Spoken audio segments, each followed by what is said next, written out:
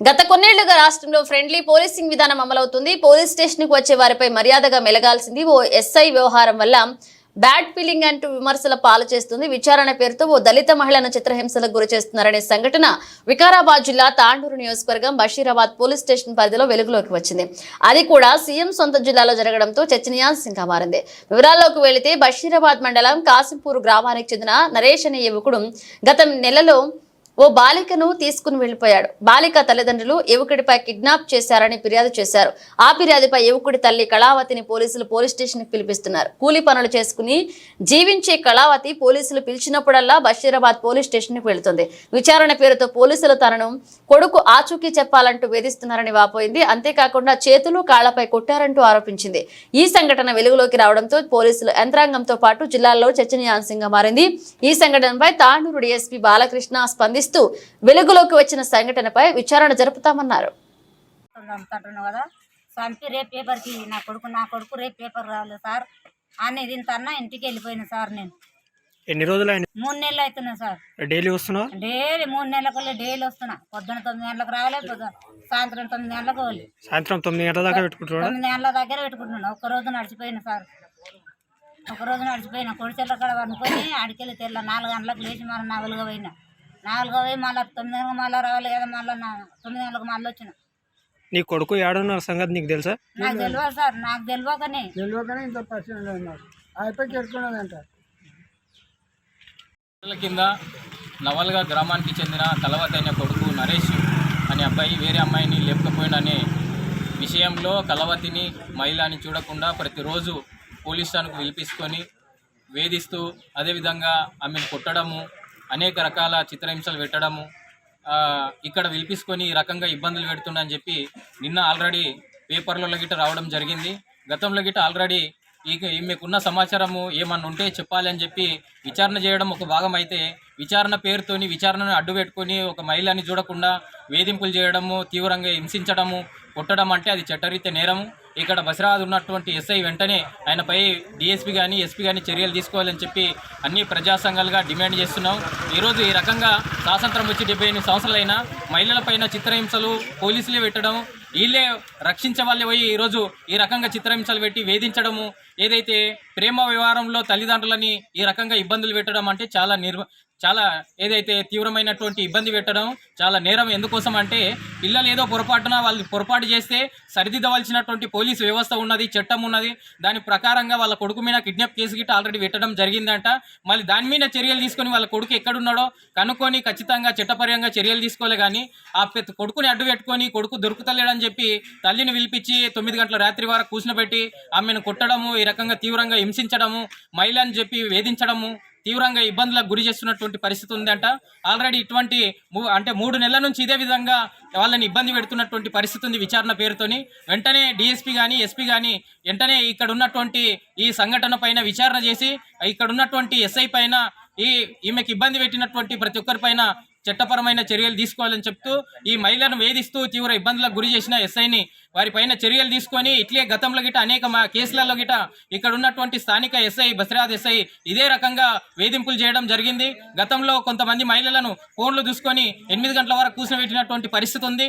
ఇట్లా అనేక సంఘటనలలో ఈ ఎస్ఐ జోక్యం చేసుకొని సరైనటువంటి న్యాయం చేయకుండా ఏదైతే ప్రజలను ఇబ్బంది పెట్టే పరిస్థితి ఉంది. కాబట్టి అన్ని ప్రజా సంఘాలుగా తీవ్రంగా ఖండిస్తున్నాం.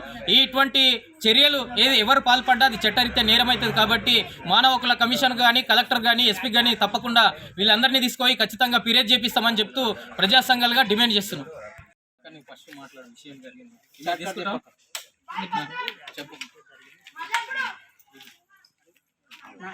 నాలుగా సార్ 4కి వెళ్ళి నా కొడుకు అమ్మాయిని ఎత్తుకోవడం నాకు తెలియక 3 నెలలు అవుతున్నాయి సార్. రోజు 9 గంటలకు రమ్మంటాడు, 9 గంటలకు రమ్మంటాడు సార్. నేను ఆ 9 గంటలకు ఎక్కడ పోలే సార్. పోతా సార్ అంటే పోతాంటావా కూర్చో అంటాడు. 3 నెలల ఈడికి తిరుగుతున్నా సార్. నాకు నీళ్ళు ఏం లేదు, కూర్చున్న జాగ్రత్తకి లేచిపోతే ఆడుకోతున్నా కూర్చో అంటాడు సార్. ఇంత ఘోరంగా పెట్టిండు సార్. 3 నెలలు ఆయన తిరగబట్టి నా తిండి కడిపేమని సార్. నా కొడుకును గన్నతో చంపేస్తా అంటాడు, కాల్ చేస్తా అంటాడు. 2 సార్లు అన్నాడు సార్. నేను నా మనసులో బాధ పెట్టుకొని వద్దు సార్ అని కాలం మీద పడితే నాకు తన్నేది సార్ ఇవన్నీ గుర్తుకొస్తున్నాయి ఒకటొకటి మస్తు ఘోరంగా కాళ్ళ మీద లాడి కొట్టిండు 32 దెబ్బలు, చేతిలో 15 దెబ్బలు కొట్టిండు, మోకాళ్ళ మీద 4 దెబ్బలు కొట్టిండు. ఇంత ఘోరంగా ఇదైతే నేను కొన్నింటిలోకి పోయినా సార్. నేను మా అమ్మాయికి సార్ ఇంత ఎఫెక్ట్ చేస్తే నేను ఎంత ఇది ఉంటుంది సార్. నాకు 9 గంటలకు ఒక్క నిమిషం ఎక్కువైతే ఒక్క నిమిషం లేట్ వచ్చినా మళ్ళీ ఎంతో ఇబ్బంది పెడుతున్నారు సార్. నాకు సార్ ఎస్ఐ కొట్టిండు, ఎస్ఐ కాళ్ళ మీద కాలు పెట్టి దీంతో కొట్టిండు, గన్ను తీసుకొని చంపుతాన్నాడంట మొన్న. చంపుతున్నాడు. నీ కొడుకు ఆడాడు, నేను చంపేస్తా చంపేస్తే సారు నువ్వు నా కొడుకుని చంపి పేపర్కి సారు నేను సంతకం పెట్టిపోతున్నా, సంతకం పెట్టిపోయి నా కొడుకుని నీ కొడుకును లేడంటాడు కదా, నీ కొడుకుని చంపేసి వచ్చి వాళ్ళ అన్నకు ఒప్పచెప్పి వస్తా అని అంటే నేను సంతకం చేసి ఇంటికి పోయినా. చంపేసి సార్ నేను బి కృష్ణ, ఎంఆర్పిఎస్ ఎంఎస్పి బషీరాబాదు జిల్లా ఉపాధ్యక్షుల. ఈరోజు నవల గ్రామం కలవతి అనే కొడుకు ఒక ప్రేమ వివాహం అని ఒక పిల్లను తీసుకొని పోయాడని ఆమె మీద కేసు పెట్టిన.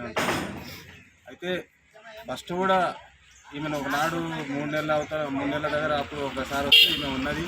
ఏమైందంటే కూడా నేను అప్పుడు అడగడం జరిగితే ఆమె ఈ మైనర్ ఇద్దరు పిల్లవాడు మైనరే పిల్ల మైనరే పోయిందంట. అంటే నేను కూడా అనుకున్నా సరే సార్ పిలిపించి ఏదో మాట్లాడి వాళ్ళ చట్టప్రకారం ఏమైనా చేస్తుండొచ్చు అని నేను అప్పుడు చూసిన. కానీ 3 నెలల నుంచి ఆమెను పోలీస్ స్టేషన్ పిలిపించి ఆమెను ఒకసారి మళ్ళా సారు కాళ్ళ మీద పెట్టి 30 దెబ్బలు కొట్టిందంట. మళ్ళీ ఇంకోటి చేతుల మీద 15 దెబ్బలు కొట్టినట్టున్నది, మొక్కల మీద 4 దెబ్బలు కొట్టినట్టు ఇట్లా ఇన్ని పెట్టినట్టని చెప్తున్నది ఆమె. అది పేపర్లో వచ్చింది. మరి ఇట్లాంటి ఇప్పుడు ఎస్ఐ అంటే ఈ బషీరాబాద్ మండల్కు ఒక అధికారి, ఆయన పెద్ద మనసు, ప్రతి ఒక్కటి చిన్న పేరు తేడాలు అన్నీ వస్తుంటాయి. కానీ ఆయననే న్యాయం చేసేటోడు. ఇట్లాంటి ఆరోపణలు ఆయన మీద వచ్చినాయి. కానీ సామాన్య ప్రజలకు న్యాయం చేయాలి మనం. కానీ ఇట్లాంటి చేస్తే ఇట్లాంటి మంచిగా లేకుంటాయి. దీన్ని దృష్టిలో పెట్టుకొని సిఐ కానీ ఎస్ఐ డిఎస్పి కానీ ఈ ఆఫీసర్లు కానీ ఇట్లాంటి ఆఫీసర్లు ఇట్లా చేసినా ఏమంటుంది, దీని మీద ఇన్క్వైరీ అందరూ కూడా అధికారులను ఇన్క్వైరీ చేసి ఈమెకు న్యాయం కావాలి. ఇట్లాంటి ఆఫీసర్లు ఇట్లుంటే సామాన్య ప్రజలకు కూడా మేలు కాదు. ఇట్లాంటివి అయితే కాకూడదు. ఇవి అయిందంటే మేము ఇంత దగ్గరుండి కూడా మాకు ఇట్లాంటి అయిందంటే మేము వాళ్ళు చూస్తేనే పేదోళ్ళు, ఆమె కూలి పోతేనే ఇంట్లో నడుస్తుంది. ఒక్కడే కొడుకు పోయినట్టు ఆమె 3 నెలల నుంచి బాధపడుతున్నది. కానీ ఇట్లాంటి చేస్తే ఈ సామాన్య ప్రజలు ఎట్లా జీవిస్తారు? కానీ ఇట్లాంటి ఆఫీసర్లు చాలా పెద్ద మనసుతోనే ఉండి ఇట్లాంటి సమాజాన్ని నడిపిస్తే నడుస్తుంది. లేకుంటే ఇట్లా దౌర్జన్యం ఇట్లా చేసి నడిపిస్తే ఇట్లా మంచిగా అని చెప్పుకుంటూ